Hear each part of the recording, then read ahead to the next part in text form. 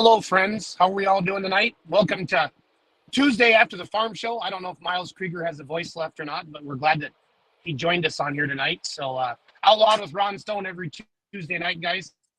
I am in my car heading to Missouri for work because tractor pulling parts are very expensive, so I have to work my butt off. So it's all good. Thanks, everybody, for tuning in. Ron Stone here. We've got the Miles Krieger. Miles, how you doing tonight, buddy? I'm doing very well. Thank you very much. Are you traveling down the road as Jason is, or are you home? No, I just did get home. We had our final swim meet of the season tonight, and got home. Yeah, so I'm at the Krieger abode. At the Krieger abode there in Indiana. How are the vocal cords, my friend? It's not been great. Dan and I had this wild idea that on Saturday night we were going to do the wave, and after the wave concluded on Saturday night, he was completely out of voice, and I was in the can, almost out of voice, and then finally somewhere in the pro stock class, I threw my last little bit and I was out. So kind of lucky, I guess I should say, that Dan and I collectively made it and nursed it through. But I don't know that either one of us sounded much like an announcer by the time Saturday night finished. I do recall you guys doing the wave, and you guys were really trying to get the crowd pumped up. So, and Dan, I think you were having some voice issues as well there Saturday night. You were hurting a little bit. Yeah, I come up with something. I don't know exactly what it was, but after the afternoon session, then we started up the night session. You could tell something was going on. So it was just, but we did the wave in memory of Butch. So that was we had to do it. So it was energetic for sure. It was worth it. So yeah, you're doing a great job. I could tell Dan, I could hear it a little bit. I mean, I sing and announce as well, and I could hear when you really were pushing it. I thought, I bet he's hurting a little bit. I could tell, but been there, done that. Been there and done that for sure. So, which on that note, you did a beautiful job with the anthem both nights that you sang. I had multiple people come by and compliment all of the singers this year, which was good and very neat. But I had several people speak very highly of your rendition there. So kudos to you on that. And I can only imagine what it's like to do that on a Friday night sold out crowd when there's about 17,000 people staring at you. You know what? I do it all summer long. I mean, I don't do it at every pull, but I do it at a lot of pulls. And it's just like it's part of the job. I just do it. My knees were shaking a little bit. I imagine so. Thursday night, I'm like, why are my knees shaking? Yeah. Friday night same was here. my I was going to say, same here. It was, a lot of people had, who is this guy? That was the, the biggest thing was who, where did he come from? So that was excellent job. Excellent. Well, I appreciate it. I appreciate it. And of course, thank you guys both for coming on. I did reach out to Leslie, and she said she was going to be on the road headed for a Monster Jam event. So she couldn't come on, but Dan, give us your overview of what did you take away from Farm Machinery Show 2023? Well, I mean, your top stories are, obviously crowds. Crowds were excellent this year. Yes. I think we had 3 sellouts officially, and I think Thursday night was almost a sellout, is what they were saying. So that was, I would have to say that was one of the big storylines. Was the crowds this year at the farm show. Just everybody was excited, and like I say, they were selling tickets like hotcakes. And then you have your pulling stories, which I would have to say probably the biggest would be, I would say, the colors in the pro stocks. I would say that was something that we haven't seen in forever, really. That right. A blue one, an orange one, and a green one for the finals in the top 3. That's history there. And then I'd have to say Wayne Sullivan winning on his 41st time in Louisville has to be up there for one of the all-time coolest things to happen at that show. Yeah, that was cool. Of course, I was rooting for our Outlaw mod, on the preliminary round there on Thursday night, I think. Was it Wednesday night? Wednesday night when the mods ran. But Wayne Sullivan, I grew up watching him, the little track close to my house in Ohio. Eddie Sullivan and Wayne Sullivan, the old Kentuckian that had the Road X on it, and everything. So that was cool. If our outlaw guy didn't win, I was rooting for the Sullivans to get out there and take the win. I always stop and talk to those guys for a long time. So Donnie and Wayne there.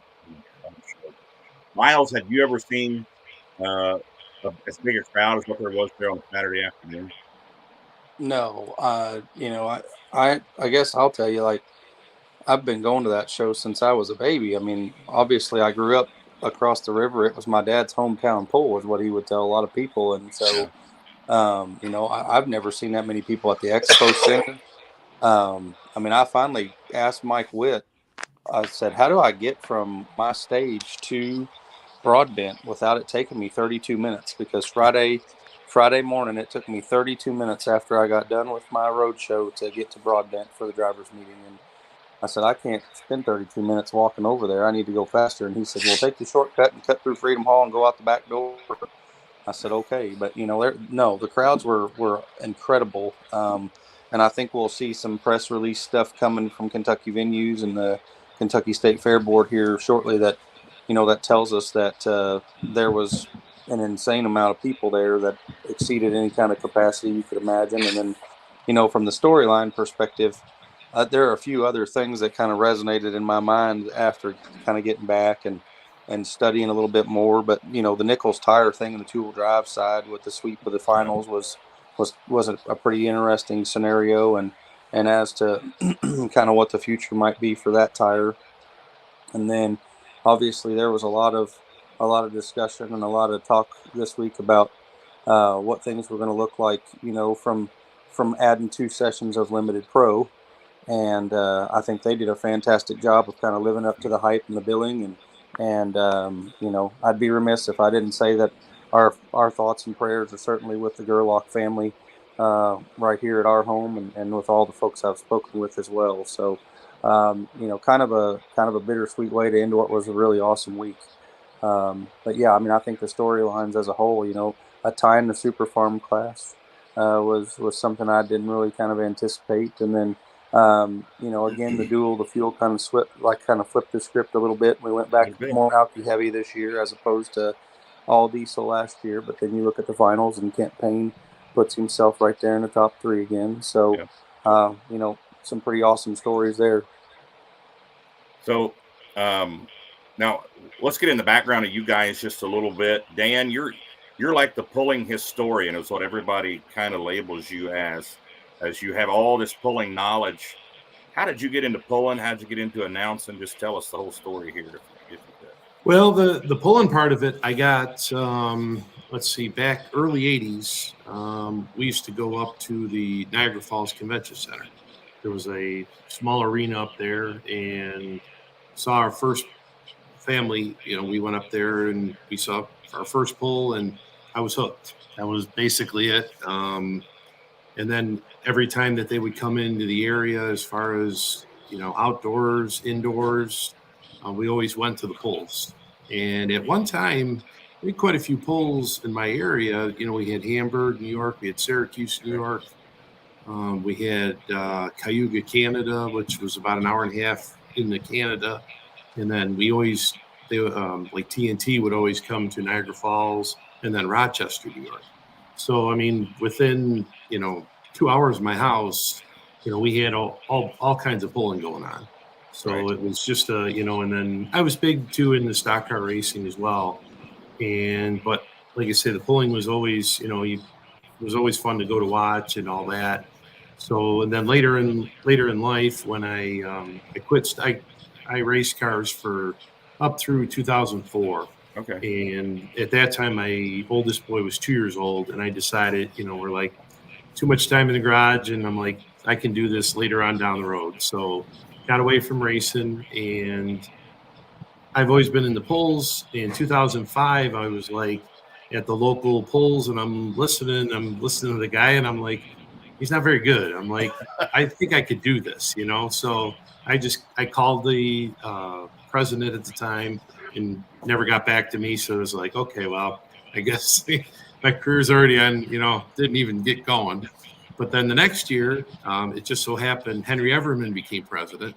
And I told Henry what I was thinking. And he's like, hey, he says, give it a shot. So, I started doing it there. And actually, 2006, that was the first year I met Miles. We were up in Fergus, Ontario. We did a pull up there. And I was with the local organization. And Miles was the touring announcer. So he was the big guy. So I was like, oh, this is pretty neat. So that's when I got rolling with that. And just after time, I did, state circuit for, a bunch of years, and then started doing Eastern New York as well. And then it just kind of, rolled in other things, and PPL started asking me to do a few hooks for them. And then it just kind of went from there. And here we are. Now you're one of the voices of the National Farm Machinery Show. Very cool. And Miles, of course, we know you're the Jason. You all right, buddy? You all right? Yep. No, I just a little bit of cough. Sorry about that. I didn't mean to cough on top of Miles. Hey, real quick before you talk to Miles. Miles, that Fergus, Ontario, was that NTPA or was that ATPA? So that was that is a very trick question, because that is the year that ATPA defunct. PPL was formed, and in that particular year, USA Pulling was formed out of the ATPA that failed, and two investors out of Colorado basically bought the rights to a lot of that, and so we ended up going up to Fergus for a 2-day deal there. It was a Saturday night, Sunday afternoon. We got rain on Sunday afternoon, and they dried the track with a helicopter, which is something I've never seen in my life. And but yeah, that was. But we actually had some fantastic pulling that year.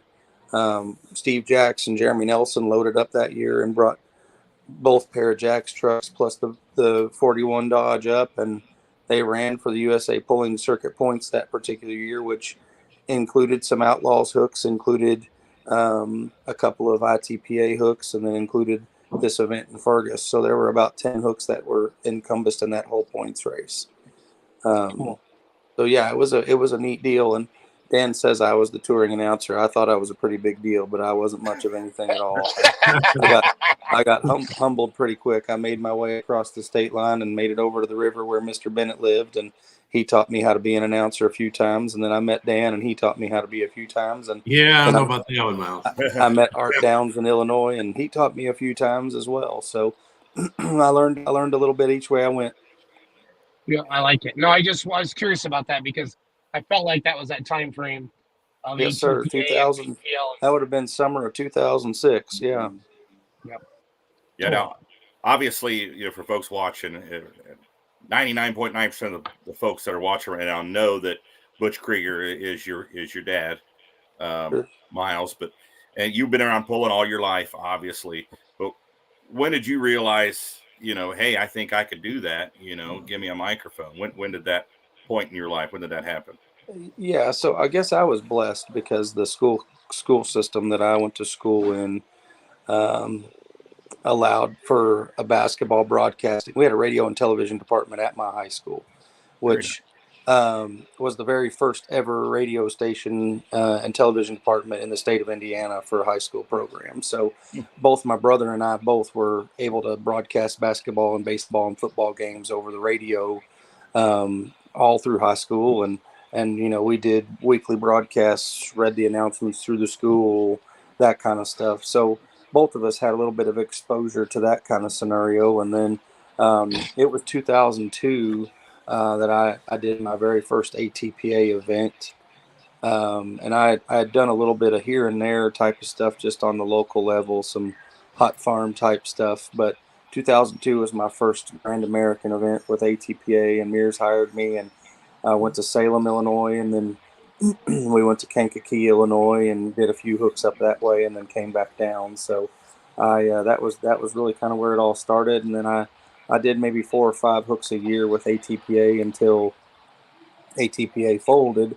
And then in 2006, that's the summer I really kind of got to experience the Outlaws a little bit. I went and did about 6 hooks with them, and I did 3 or 4 hooks with the ITPA, and then went to Fergus, and then the next year, obviously, USA Pulling didn't exist anymore, and I did 6 or so events with Outlaws and a few events with PPL, and then after that, it's just been pretty well PPL and NTPA, and then one Outlaw event where I got to work with you during the COVID year. So Yep, that's right, 2020.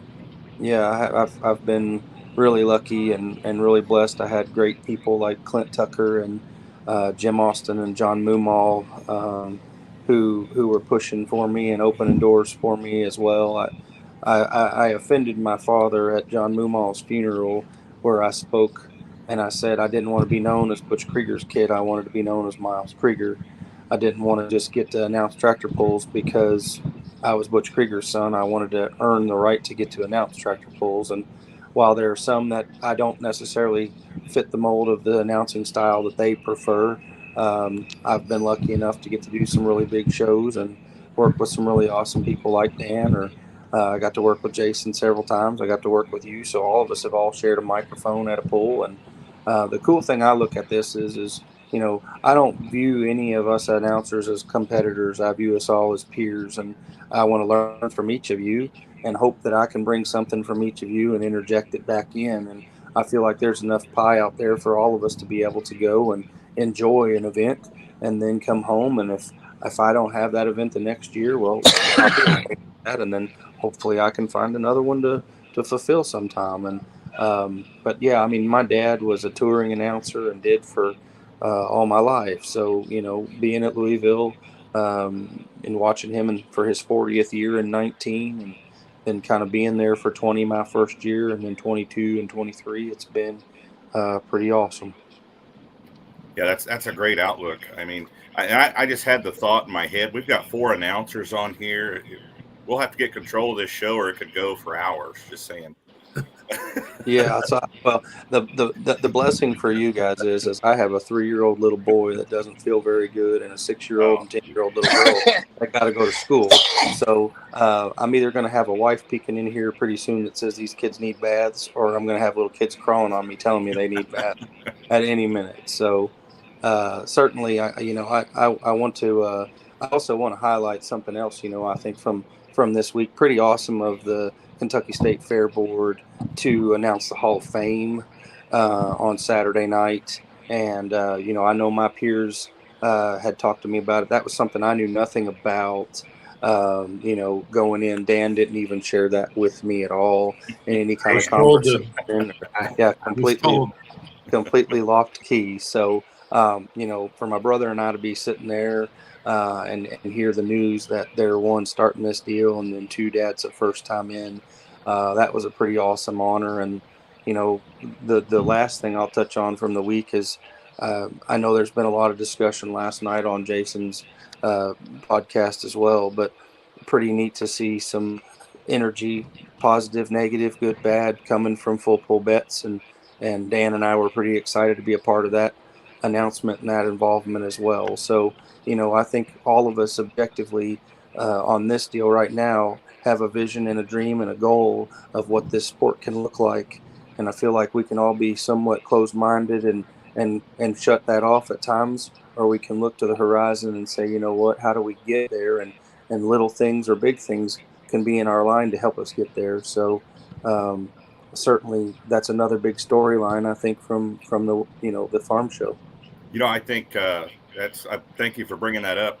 I think all 4 of us right here on this show right now, in having a good feeling about Full Pull Bets, is all 4 of us in the end goal. We all want to see pulling elevated to another level that we think all believe it deserves. I mean, would you guys agree with that?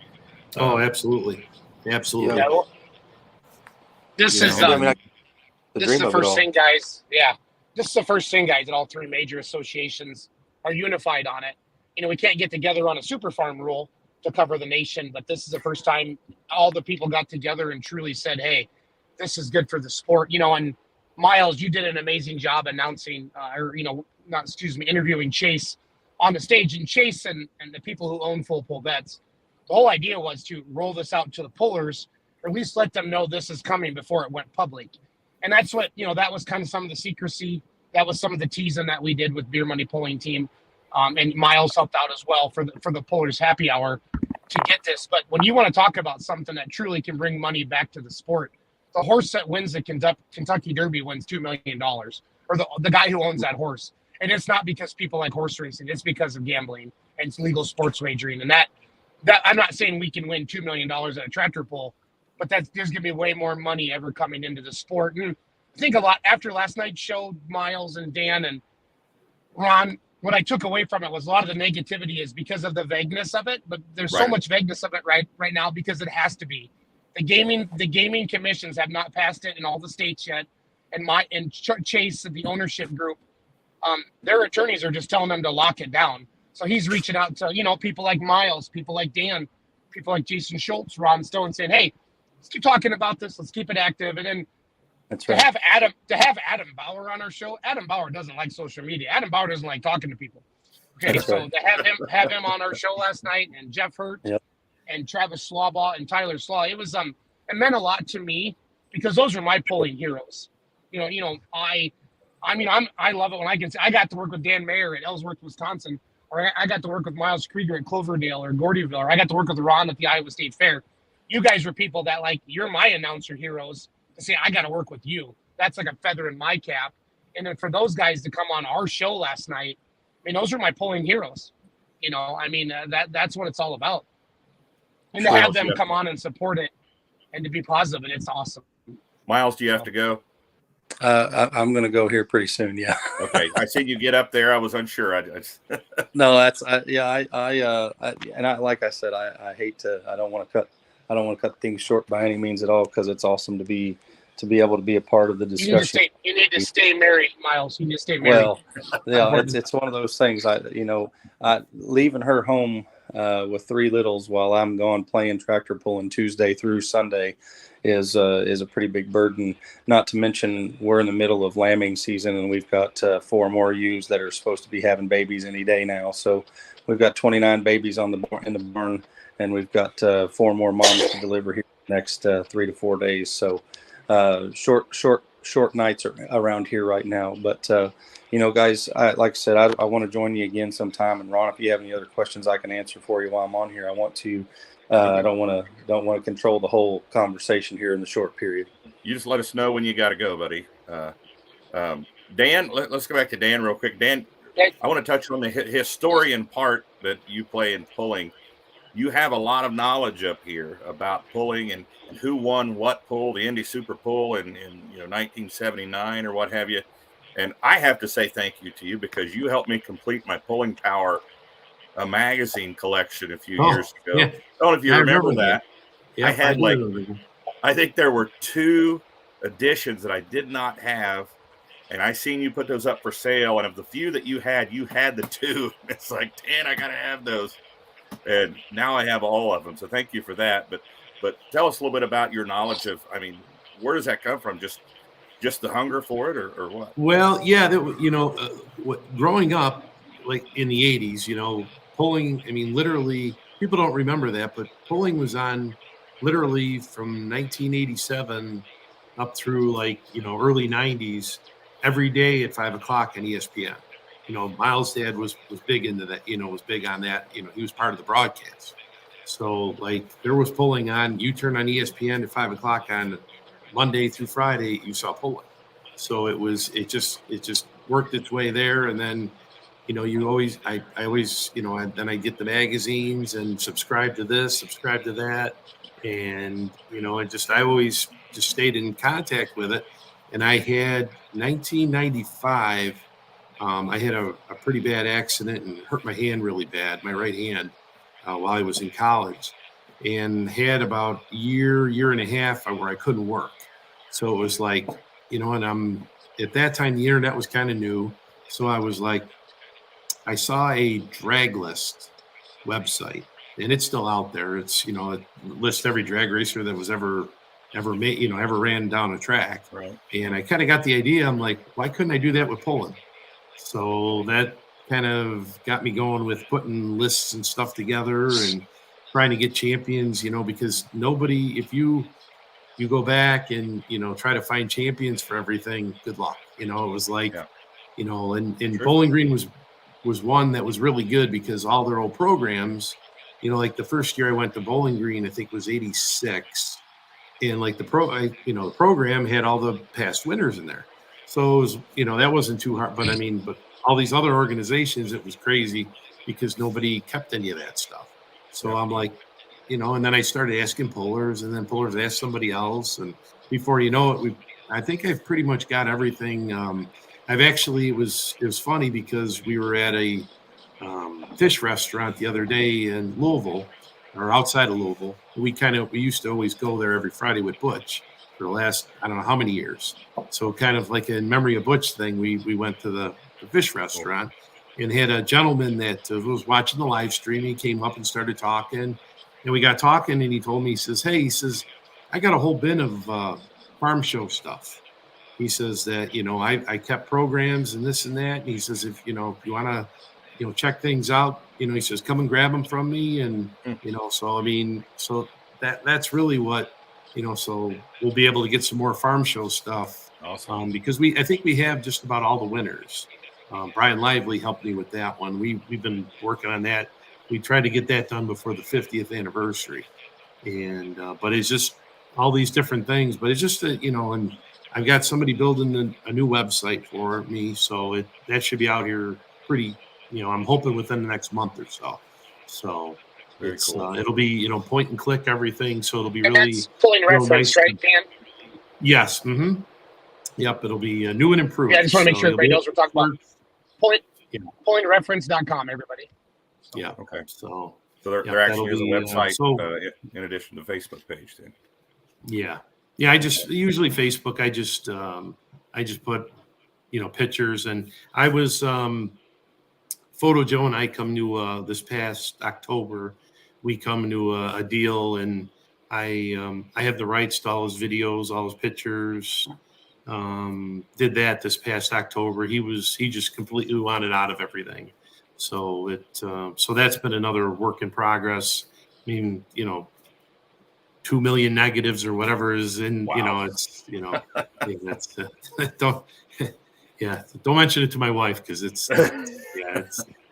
and videos, and there's, most of them are still on VHS, and they're, there's just tubs and tubs of videos and stuff. So it's Tedious but work if that's there. just gone, you don't, you got to keep it going. So No, but what you do is cool, because there wasn't anyone out there that, we were talking about the ATPA, it went away, who's documenting those champions, right. So, Right.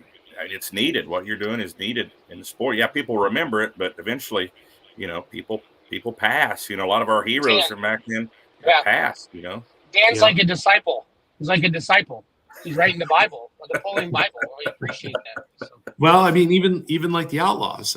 I thought, actually, Joe and Carol had helped me a lot with that, because they had all the old outlaw programs back to when they started. So it was one of those where we're going through programs trying to figure out, even all the outlaw champions, and it was, and we're like, well, let's see where they officially started, and then we'll go from there. And so it was a lot of work, but hey, Dan, what were some of the magazines growing up? Like, I remember, it was like Power Tracks. Like, everybody jump in the comments. It'd be fun to hear what magazine. Well, you could go to the grocery store, and you could buy truck pulls was a big one. Yep. The off-road truck pulls were big. Ron had mentioned Pulling Power. Pulling Power, you had to go like to the Walden Books. You couldn't get that one at the your grocery store. You had to go. But Off-Road Magazine, I could remember walking down the aisle, and you see Orange Blossom Special on the front of it, and it just crazy, and I had a chance to meet Alan back. Oh boy, one of the years during Louisville. I want to say it was probably 13 or 14.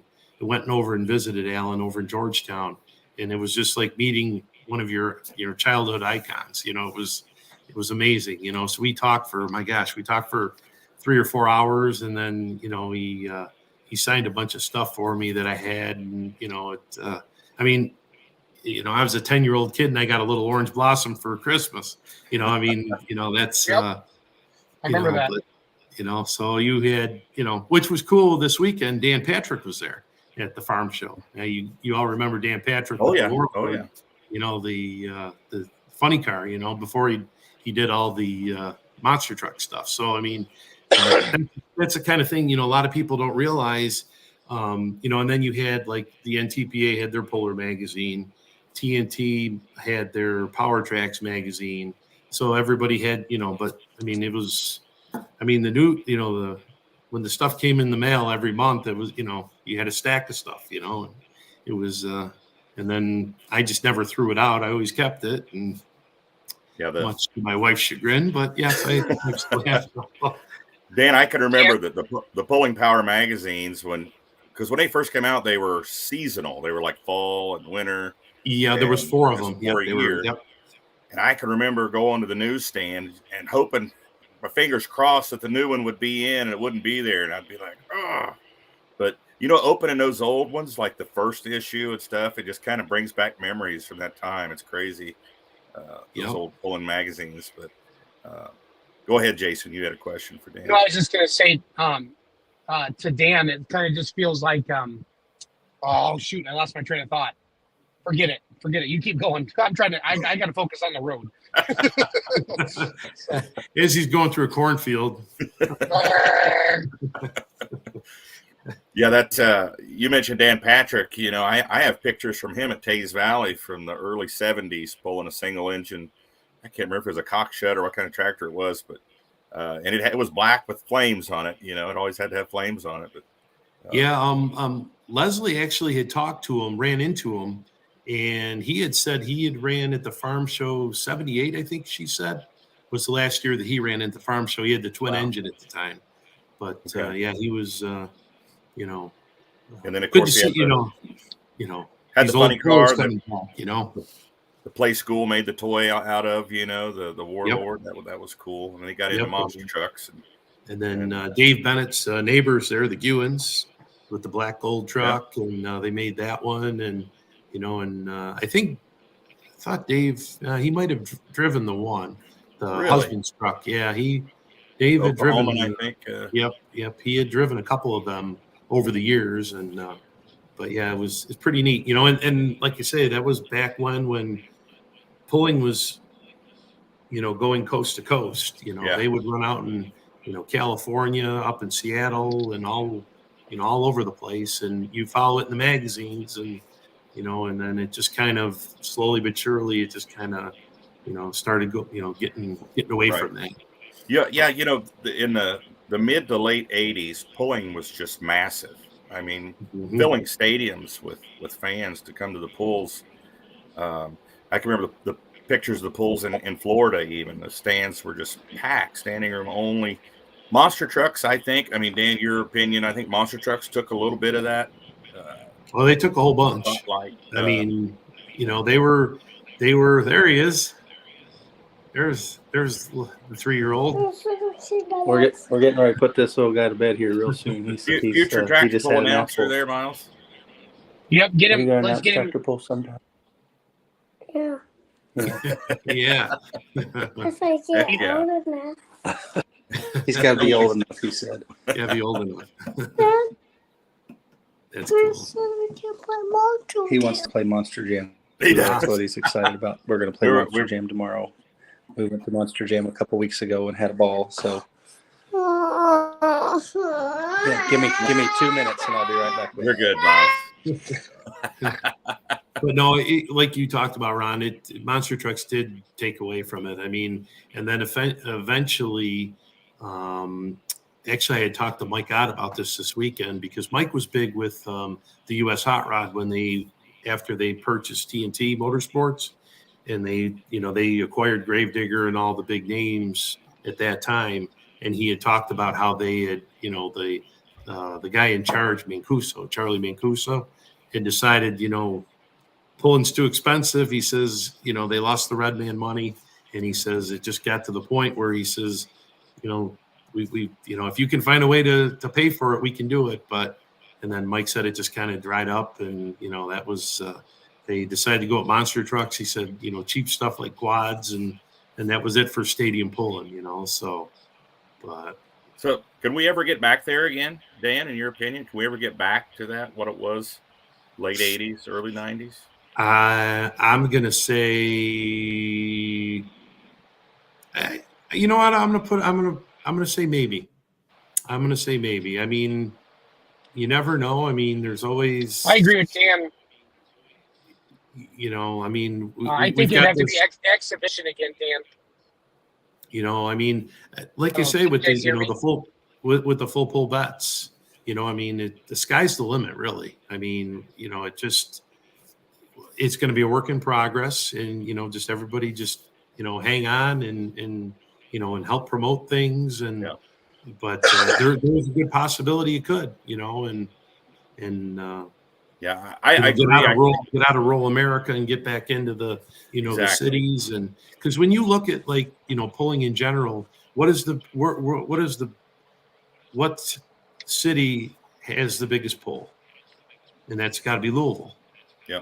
No other pull is near a big city. I mean, really, when you think about it, so Louisville's really the biggest. That we have, so we need to get back to that. So we'll see what happens. But I'm one of the promoters at the Cowtown Showdown in Kansas City, and okay, I can tell you and I think this is pulling in general is bridging that gap, because you have folks that are ag related, have anything to do with agriculture.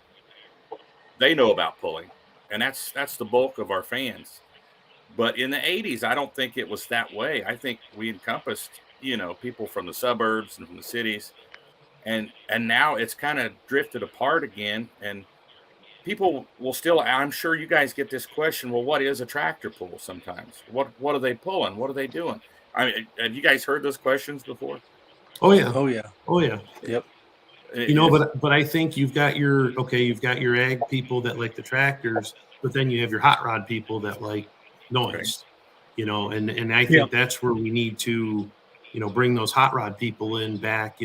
Everybody likes drag racing, people like stock cars, so I think that kind of ties in. Right. And years ago, I think that helped because, you could go into, Madison Square Garden and put on a pole and the place was packed. Yeah. So, I mean, people were just curious and, they put on, it was a show. Yeah. Hey, Dan, Sorry, Dan, did you announce the Mack Trailer Winter Nationals last year? Yes, Miles and I did. Yes. Okay, so I didn't get to go, but I sent my team down there to get video, and I talked to Mike Ott about this, but I was told it felt different. Like these truckers, and that's in the Mid American Truck Show, the biggest truck show in the world, I'm pretty sure, and they, there was 9,000 people there, is what Mike Ott told me, and he said it felt it was a different fan base than maybe our traditional like Louisville crowd. I'm trying to say Louisville, right? Because I've been getting picked on about it all the time. Louisville. Yeah. So, but can you touch on? I mean, that's what made me think of that, Dan, was you said something about the spark plug crowd, or the hot rod crowd, but to have that trucking crowd, if you will, come in and see the pros and the minis and the super semis in there. And I don't remember all the classes that were there last year. I think there was 4. I'm missing one of them, but super stock. Super stock. Yeah. Did it feel different last year? Like, was it a different crowd? I think so. I mean, they were, different to different things. I mean, it was, they were right off the get-go, they were, curious what they saw. And, it wasn't like the farm show crowd where most of them had been there for many years. This was, something new and something exciting. And, right from the opening ceremonies, people were hooked on it. And I think they're going to do well again this year. I think, a lot of people are going to come back and say, hey, what we saw last year was a good show. So we'll see. We'd like to see it again. Yep. And then to Jeremy's point on the screen, you touch on this, Ron asked you that question, Dan, could we ever get back to that? And I think, remember monster trucks were kind of the gimmick at those earlier truck and tractor pulls. I think if you could bring a couple of 3 or 4 engine mods in, or a big, diesel smoker, kind of do some exhibitions with stuff like that. I think that would be a way, Dan, to reintroduce pulling back into that. But at the same time, I mean, Monster Jam is its own franchise. It's freaking huge. Right. So, but and like I said, they don't have any room for, anything else really. Their shows are, concise to the point. you know, and that's what they built, you know. So it's, you know, come in, do the pit party, do the show, and then afterward do autographs and sell, you know, and it works. That's where, you know, but Monster Jam's a business, and pulling right. still is a hobby. I mean, I'm not saying the Outlaws and the PPL and the NCPA, those are professionally run organizations, but most of our pullers, or all of our pullers, have real jobs. And I think that's where I'm really hoping with Full Pull Bets, if we can maybe transfer this into the hobby into that professional sports a little bit, we can do more of these interview parties and, you know, sponsor parties and really truly get there. Because right now you got some guys that are rolling in, you know, 2 hours before the pull because they had to work until noon. And I don't know. It's exciting. It's just exciting for all of that. But Monster Jam is a well-oiled machine. It's I'm sure it's $1 billion industry. Doesn't Disney own it now, or ESPN or something? Feld Entertainment. They own Disney on Ice and a couple other entities, but yeah. So that's how I put that together. So it's still Feld, isn't it? Is it still Feld? Yeah, it's Feld. Okay. Feld owns it, but they own Disney on they Ice. Own the trucks, Miles, right? They own all the trucks now, right? Like there are still some that are private, independent hired, but yeah, I mean the ones that you're seeing on the T-shirts and the ones that you're seeing on the commercials they're owned by the people that, you know, by Feld. Yeah, Miles, I don't know if you heard all the conversation we kind of were touching on, you know, if we can get back to the glory days of pulling when, you know, it was standing room only at big events and filling stadiums, you know, how do we get there? How do we get back to that, or can we? Sure. I would love that.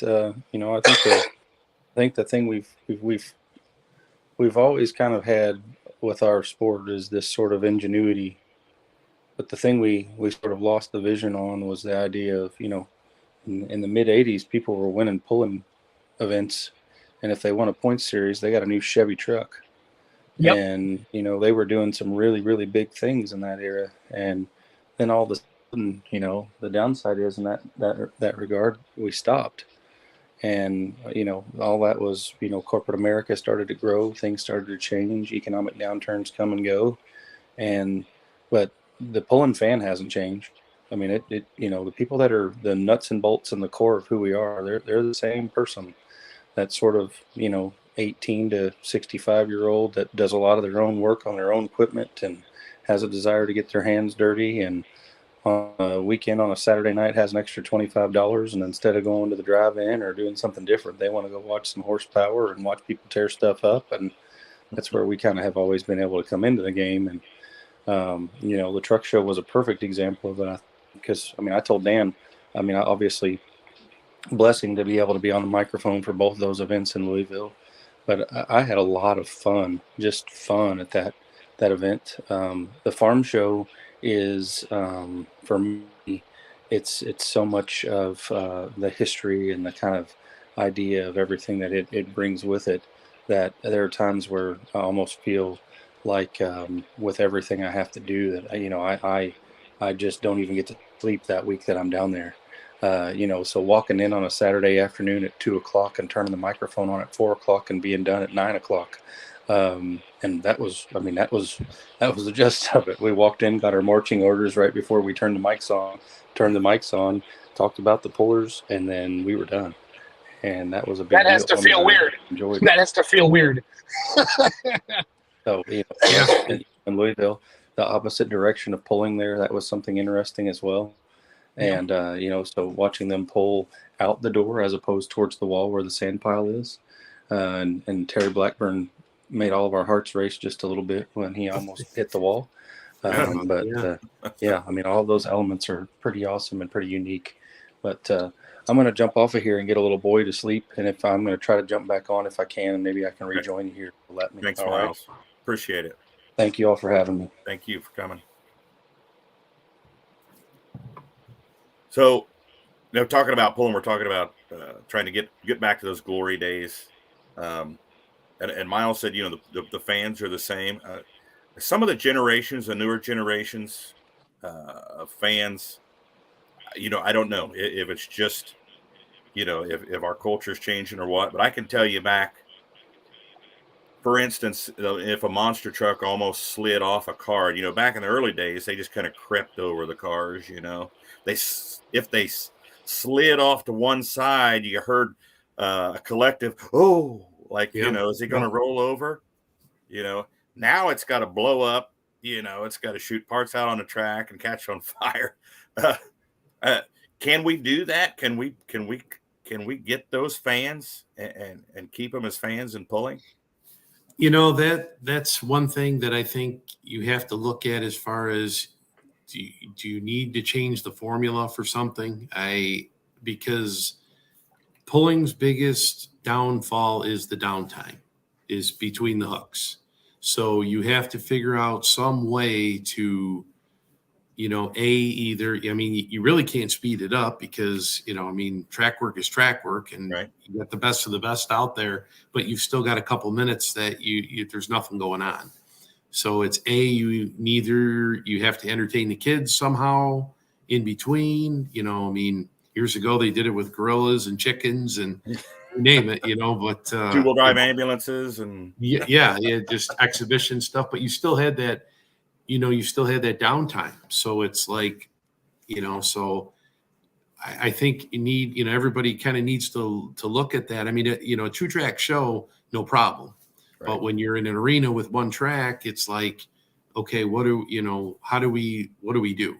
There's got to be some way to entertain, because, I know when like my oldest boy, when he was, young and we'd go to the polls, that was the biggest thing, like in between, he would have to, find something to do.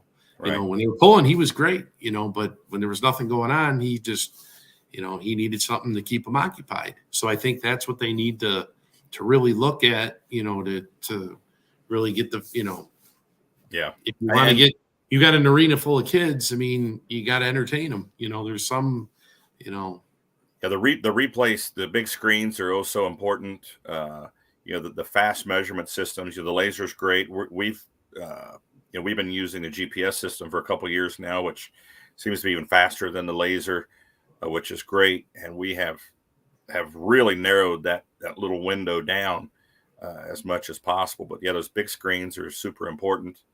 And I think too that, I'm going to throw a personal opinion out there, but, and we need to watch, promoters need to watch what classes they choose, as far as classes that may look the same. Well, you're right. You and I know the difference between a limited pro and a super farm and a light pro, but to a new fan, they honestly don't have a clue, the difference between a light pro and a limited pro and a pro, and they look the same to them. So I think to the promoters, they have to be careful with class selection and where we put those classes too. So the more you can deviate and give them some variety, I think the better.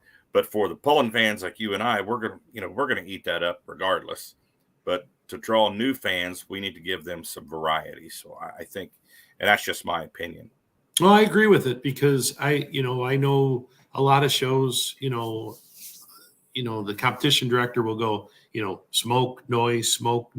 If you got a single track, just to kind of, like you say, just for that reason, just to try to, keep everybody, entertained, and hey, we, now we know what we're looking at, and so it kind of takes, you got the hot rod guys and in your the folks that like the farm tractors, Yeah. So it, So what, there's my dad actually chiming in there. You got a typo there, Dad, by the way. Big screens replays and past history clips on the replay. That's a good idea. He didn't tell me that before, but he tells me on the show. So that's a pretty good idea. He's just in the other room. I'm here in Ohio visiting. So. Okay. So what's new for the farm show next year? I mean, is there anything big coming that you know of, or? Not as of yet. I mean, everything as the year moves on, and, we'll see what happens with that. But, I think it's just, just building up, every year, and just gets bigger and better. Like Miles had mentioned, all the work they've done in Freedom Hall this year. They're still working on, work in progress on the speaker system. I know, they had mentioned that, this year wasn't going to be, the fix, but they were going to work on it. and they knew it wasn't going to be perfect. So just work in progress. So I would look for stuff like that. I mean, you look at Freedom Hall. I mean, it really has lasted. Through all the times. I mean, I think it was early '80s they lifted it, or they dug it out. Okay. Because it used to be. I don't think the lower bowl was there, and they dug it out, and then they that's what they actually made it. Because I've got old pictures where you can see like it's the upper level, and then that's it.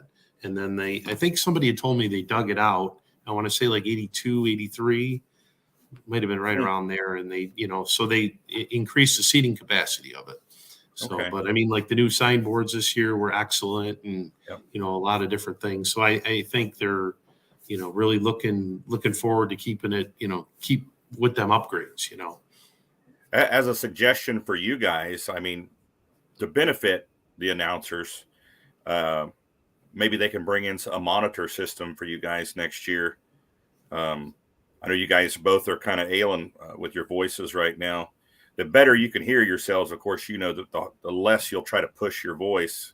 And I think that might be what you guys are kind of ailing from, is you guys were really pushing it to hear yourselves. People that's never announced or saying, don't realize that if you can't hear yourself or hear yourself as loud as you normally do, just speaking conversation, that you will push your voice. And it's almost like you can't help it. You push it, and Dan, you know this. You push it to hear yourself, though you may not ever hear it. And then before you realize that the damage is already done. So, yeah, that would just be a suggestion I would have for the fair committee there, if they could get you guys a monitor system down there on the floor where you can hear your own voices. Well, I think too, a lot of it has to do with like your two-wheel drives and your modified class. Okay, so you can't really hear in the arena, but you've got a live stream audience. You gotta continue to try to say something, so that's really a lot to do in how it is trying to talk over a modified or a two-wheel drive.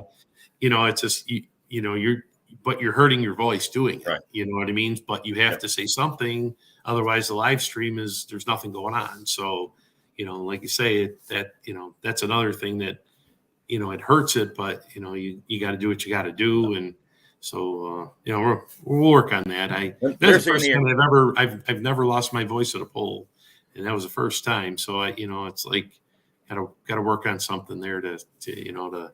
There's in-ear systems too, Dan. You could use an in-ear system, put one. Well, that's what they're talking about for next year. The folks with the sound and everything, it said each one of us is supposed to have something in ear next year. Yeah, that'd be great. We're working on that. So they had the one guy in charge had talked about that. So we'll see. We'll see. Hopefully, you could tell they were tweaking with the system. Right. With each show. Right. Honestly, and it depends on where you're sitting in there. Where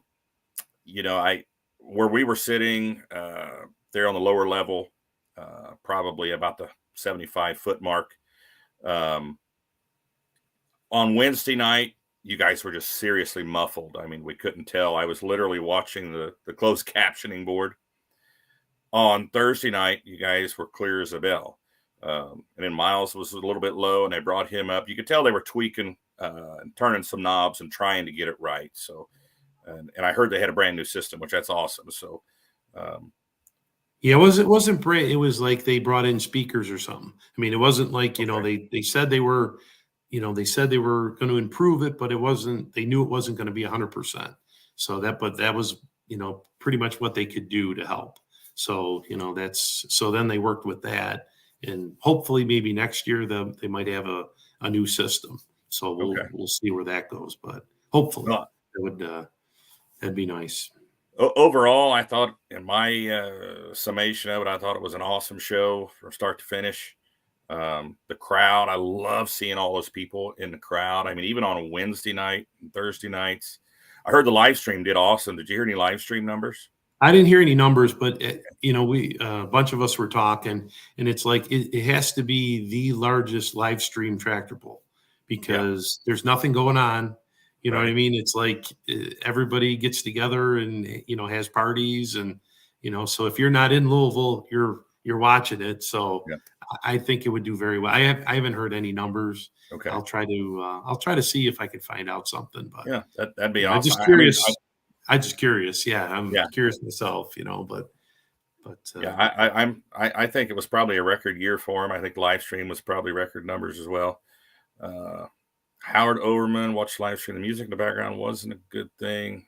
I kept telling the wife they need to kill that music. Very annoying. It was better by Saturday. I thought the music was a little bit too much at times, honestly. I don't mind it from time to time, but it felt like you guys had to kind of fight to get back control when you were talking for them to turn the music down. That a little bit like that, it seemed, because it would kill our mics at one point.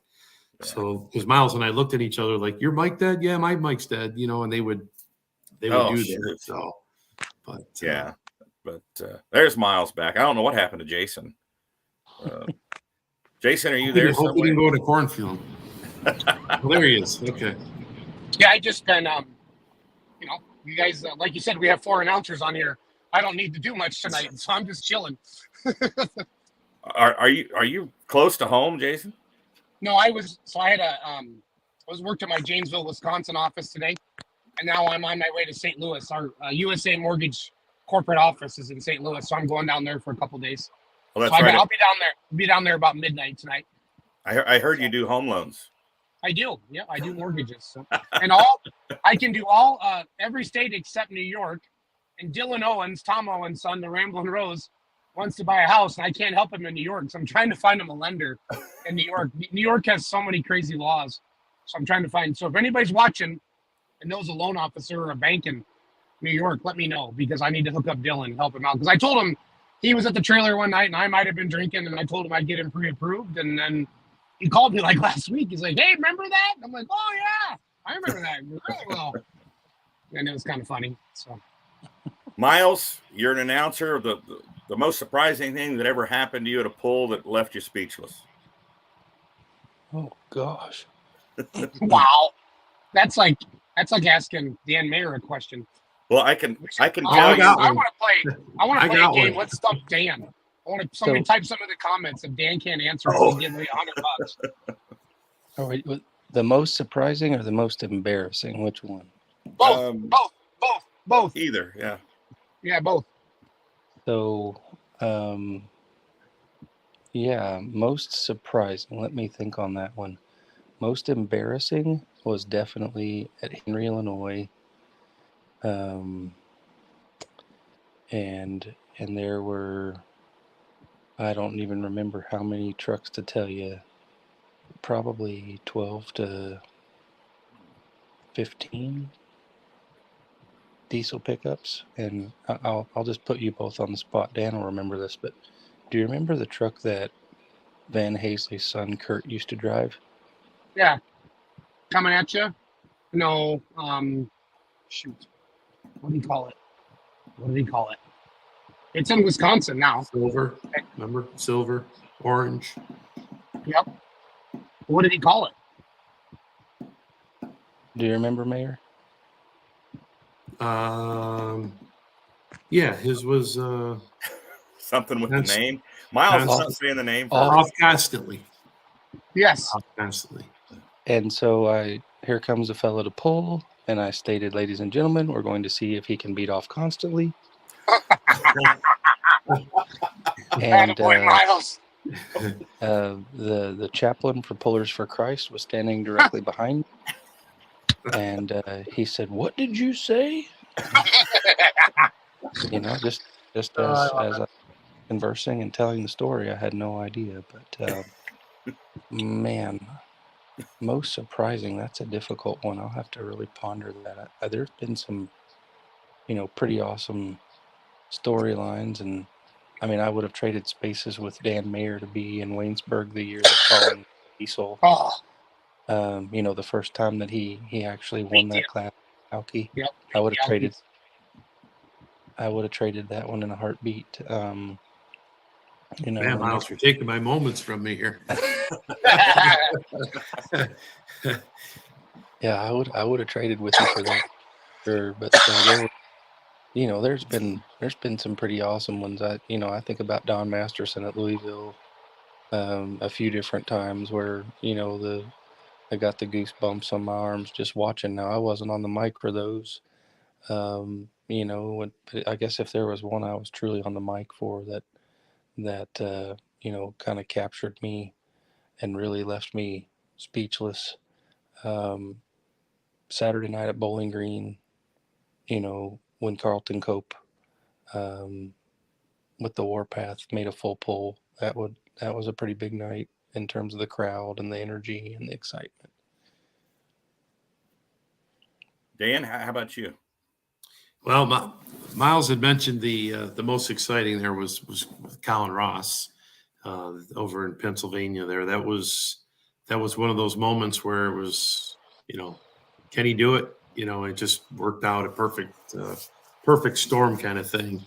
That was I'd have to say, and then too, like the Farm Show 19 when Don Masterson was able to lead the announcing into Miles' dad, Butch, his final call with Don Masterson. That's something I'll never forget. That was, Butch's last call there at the Farm Show, and, had a hand in that. So that was really cool. Just one of those great feel-good moments. And then I'd say most embarrassing had to be, I would say Barry Bohr up in Hillsboro, Wisconsin, and interviewed him, and he had just won the class, and he just started going and F-bomb, and I had to pull the mic away, and I wasn't expecting it. It was one of those things, but he just all of a sudden, and it was like, okay, we're done with this. And yeah, it was, so that had to be probably the most embarrassing thing that I've ever, and you weren't expecting it. So it was like, where's this coming from? But yeah, that'd have to be it. I can go back, Miles. This is your dad was doing a TNT pool, and I think it was down south, maybe in Virginia or North Carolina or something, and he was interviewing Chris Holdorf. Yeah, and he had just taken the lead, and he's like, Chris, you think that's going to hold up? And Chris started talking, and he said, "Oh, Lamont will probably beat me, the turd." He called him a turd, and you never heard that back then. And just to look at your dad's face, I could tell he was like, "You can't say that." But he got it in there, and it made it onto the show. It was kind of funny when watching it, and you can still see that now. Watch it on YouTube. Yeah, I was going to say, I think I've got that one on YouTube channel there. Yeah, you remember that? Yeah. Watching it was hilarious, but I'm sure that was. He kind of didn't know what to say after he said that. He was great. You never knew what he was going to say. That was, he was a character. That was. Yeah, and that goes into bowling could use some characters like that. There's some out there. He was a character. People liked watching because he was kind of the John Force of bowling back then. Right. I'll never forget the year that Billy Beers and LD Nation started rolling around in the middle of the winner's circle at Bowling Green one year. That was a pretty interesting one. But yeah, Holdorf was he was a whole nother animal, like on a totally different level than I think a whole lot of people have messaged. And I've traded some messages with him back in the day about trying to get back. He'd actually gotten into some drag racing, I think, some pro mod racing or something like that for a while. But you go back into the roots of those guys, and we could sure use a little bit more personality at times. Guys like him, and there were others that were just monumental personalities that made an interview or the environment they just brought it like crazy. Well, what's interesting about like this tire deal with the 2-wheel drives.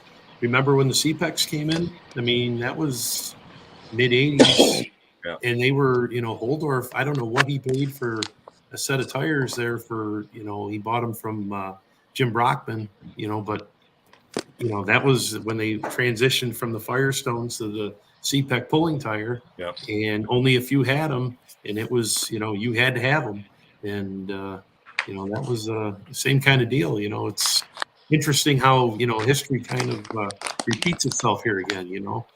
Yeah. And of course, you're speaking for those who don't know, the Nichols tires went 1, 2, 3 in the finals in the 2-wheel drive class. There Saturday night. So that was pretty cool. So I think there may be, I don't think there would be any better way for them to sell tires than to go 1, 2, 3 at Louisville. Yeah, that's like winning the Powerball, guys. So. Yeah, somebody's phone was ringing yesterday morning and this morning, I'm sure. For sure.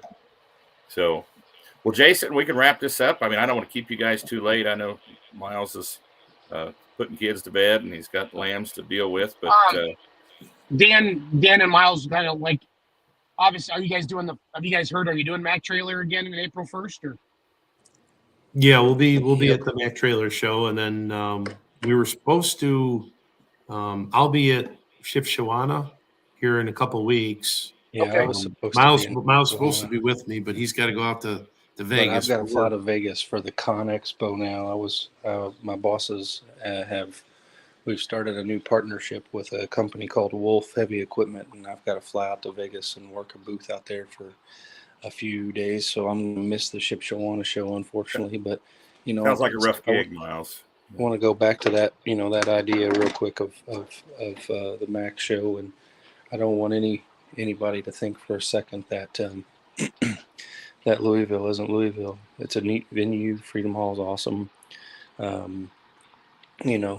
Pulling it opposite direction made a big difference in terms of the experience and the way that they staged all of the competitors in Freedom Hall. Took away the first basically level of seats all the way around the venue. So, a full house in there would be about 8,000 or 9,000. And so it does have a totally different feel than a farm show. And I think, as an announcer of both, like I said a minute ago, I don't want to take anything away from the Mac show because it was a really neat deal. It didn't have the same kind of intensity or feel, I guess is the right thing to say about farm show. It's just farm show and everybody's amped and ready. But they were pulling for $10,000 to win. And that's a pretty good chunk of change. Nice. So, there was still an element of intensity and an element of let's go get this done, Yeah, I thought last year, with the Mac Trailer show, I think the cool part was, they took like the top, 6 PPL, the top 6 NTPA guys and girls and mixed them all up. And I thought that, and like Miles mentioned, going for 10,000 to win, it was a neat, a totally neat deal, and the crowd too was 180 degrees different. We talked a little bit about that earlier. The truck show crowd was, I don't know if, a lot of them hadn't been to a pole before, but it was really just an energetic crowd, and they were into it, and it was really neat. So it's be interesting to see how it builds for this year too.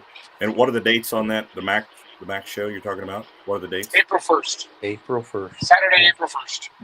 Okay. Well, I think the purpose of this show was to kind of show people the men behind the microphone, the voices behind the microphone, and talk to you guys, let people get to know you a little bit, and get your feelings on the the farm show. I think everybody in this on this show right now thinks it went great and are looking forward to 2024. You guys have a busy seasons ahead, I assume. Yeah, it's looks like busy as ever. That once summer hits, and we'll be all over the place. Got to do a show with you, Ron. I haven't done one with a little you. bit more selective. Well, Cowtown 2024 is already in the works, so just throwing that out there. Okay. I'm not as involved in all the shows as Dan is now. We show more sheep than tractor pulling these days, it seems. But I'm gonna go to maybe 6 or 7, and that'll be a lot for me. So, okay. But thank you for what you guys do, and thank you for having us and inviting us, and Absolutely, yes, carrying the banner with these podcasts. So appreciate That was it. great to have, you guys are well-known announcers, famous announcers, and just coming off a farm show. It was good to, to show Dan's face and Miles' face to the Outlaw crew. So we really appreciate you guys coming on tonight. And thank you again for all your help with full pull bets in that presentation. You know, Dan and I We were need supposed to- to be the color guys if it got a little long-winded or whatever. But man, Dan and I looked around, and that room was full of engaged people. And Dan's like, "Don't do nothing, Jason. Just shut up." And I'm like, "Yes, sir." We need Yeah, to. it was they had Miles had the audience, they had them in their lap, so it was everybody wanted to hear what it was, and it's the sky's the limit. That's the just if everybody just kind of just sit back and see Let it what's happen. going to happen, and keep the negativity down. That's just listen and see what happens.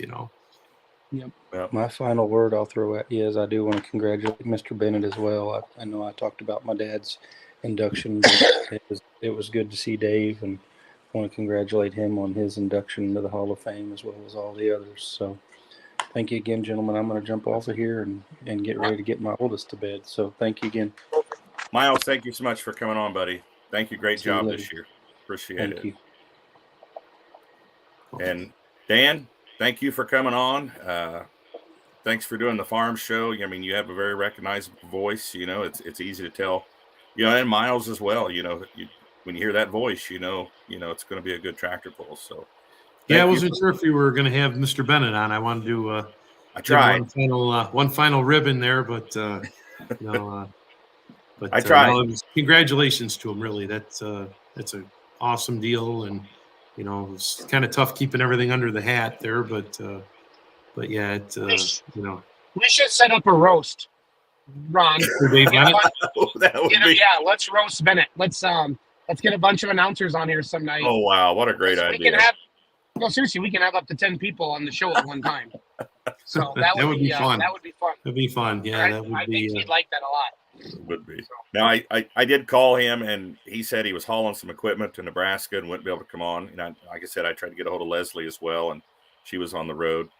But yeah, Dave, I spoke earlier about getting all of us on here and getting us all to shut up would be hard, but because you have a bunch of announcers on here together. I'll talk to Dave Bennett on the phone, and it'll feel like 15 minutes, and I'll look at the phone, and it's dying. It's like, we've been talking for 2 hours, Dave. I got to go. But yeah. Thanks, Dan, so much. Appreciate it. Look forward to seeing you out on the road this summer, and especially at the Mac Trailer deal. I mean, I'll probably be there. So okay, good deal. If I see you, thank you guys, for everything you guys do too. I mean, like you say, it's carrying the torch, and everybody, represent the sport the best we can. That's and that's what that's what it's all about. Let's get it out there and take it to the next level. That's absolutely. I think we all have a common goal there. So, Dan Mayer, appreciate it, buddy. Have a good night. Thanks. Thanks, guys. We'll see you. All right. Yep. Bye. Ron Stone, well done, sir. That was fun. That was cool. Super fun. What's that? No, that was super fun. Yeah, super fun. Supercalifragilisticexpialidocious. I thought you said super farm. My mind is thinking about pulling, and you said super fun. I'm thinking super farm. So, yeah, those guys, great show this year. Great. Yeah, it was awesome. It about wore me out, and I really didn't party this year. It just wore me out, man. It's a long day. Saturday is one that really gets you because it's just bang bang, and it's the fourth day. So, who was our best? Who got to the finals? Who were our best finishers? So 4-wheel drive mod trucks. 2 of the top 3 came out of the Outlaws, correct? Skelton and Miller. Yep. Charlie Miller took second in modified 4-wheel drive, and Skelton were third. And Skelton took third. Of course, he was the defending champ from last season. He won it last season. And then we had the Medding made the finals. Medding won his preliminary, went to the finals. Where did he end up? I don't remember where he ended last. Up overall. He ended up last. Yeah. Bowles. Second place. That's second place. Had to hook again. I think he did some damage. He had a big old pop there at the end. I'm not sure what happened to that, but alcohol likes to pop. Had to hook twice, and the first pull was awesome, and then they reset the sled after 2 tractors and had to come back. He ended up taking place. Claypool's tire, man, that was wild. Chandler got a great video of that. We've been sharing that around.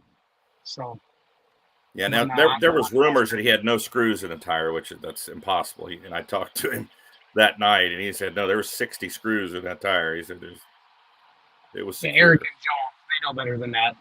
Yeah. So I talked to a lot of pullers, and they said that was probably one of the best Louisville tracks they've been on from a power, from a horsepower standpoint. It was taken. really, So it wasn't greasy. So we talked about that a little bit last night on the Badger State show. They said the dirt got to lay in there a little longer, and they got to work it a little longer, so it settled down a little bit, and they were able to pack it a little better. Oh, it's hard, you don't realize that it's on top of concrete. We're used to outdoors where that moisture can just come up through. Well, there's no moisture in the concrete, Right. so they have to put it in it and let it sit. So no, that's what I've heard too, Ron. So, but guys were shifting down this year more than in the past into those lower gears. So, well, good deal, Ron.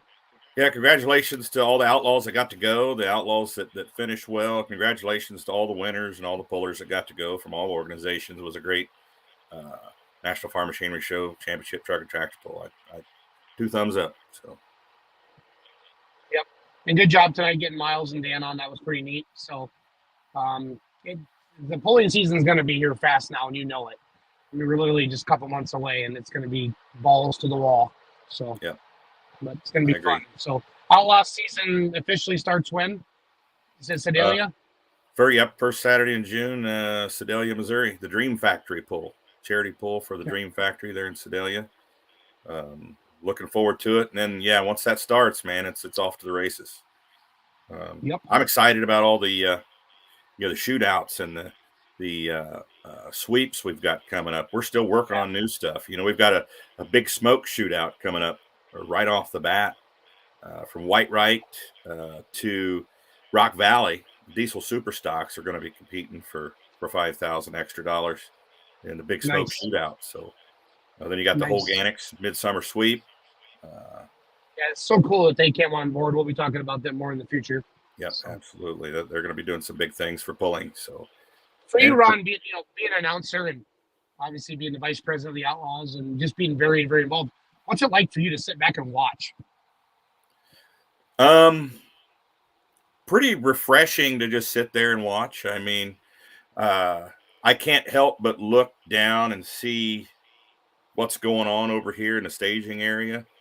And I'm kind of guilty of texting, like I texted Miles a couple things that I seen going on, just to kind of give him the inside scoop, because they were at the other end of the track, and they're over here, putting a spark plug in Theobald's tractor where he blew one to the rafters, in his first pull, and just things like that. You're still looking at things, Right. like what as an announcer, you're looking, to see exactly what happens so you can, interpret it, translate it to the crowd, But I'm a pulling fan, I'm that guy that wants to see the first tractor go down the track and the last one, So, whether there's a mic in my hand or not, I love it. So, nope, I agree. It's going to be a fun summer. It's going to be a fun future. The future is very, very bright for the Outlaws and pulling in general. And Kurt was really excited just to see those big crowds down there. As the owner of an association, just to see, basically record crowds, if you will. Encouraging, yeah. Yeah, just makes you feel good. Like, hey, this thing's heading in the right direction. So. Yeah, and yep. there was a lot of knee-jerk reactions on social media to the full pull bets thing, and I think once people get the whole story, a lot of the assumptions are just that, and they're wrong. Well, like Ron, I said last night on my show, if you don't, the Outlaws, the NTPA, and the PPL would never have signed up if money's not coming back to the associations and the pullers. Everybody wants a number. Everybody wants a percentage. Guys, it's a brand new business. They can't do any of that yet. There's no way that the NTPA, the PPL, and the Outlaws would say, yeah, just come in and make a bunch of money on us. No, never. Yeah, I think it's a step, and the way that the Outlaws, the way that PPL, the way that NTPA see it, is we're going to get some new eyes on the sport. We're going to get some new eyes on pulling, and I think we're going to gain fans from it. And I think that's what we're looking for, is bringing pulling to that next level, getting some more eyes on it, some more fans introduced to the sport, and hopefully building even a larger fan base, which is better for the future of pulling. And it looks like we lost Jason there. So we'll leave it at that. Hope everybody had a good time with the show tonight. Hopefully everybody that went to the Farm Machinery Show watched it on the live stream, had a great time. We're excited to go pulling this year. Tune in next Tuesday night, every Tuesday night at 7 p.m. Central for Outlawed Live with me, Ron Stone, and Jason Schultz. Thanks for tuning in, everyone. Have a great night.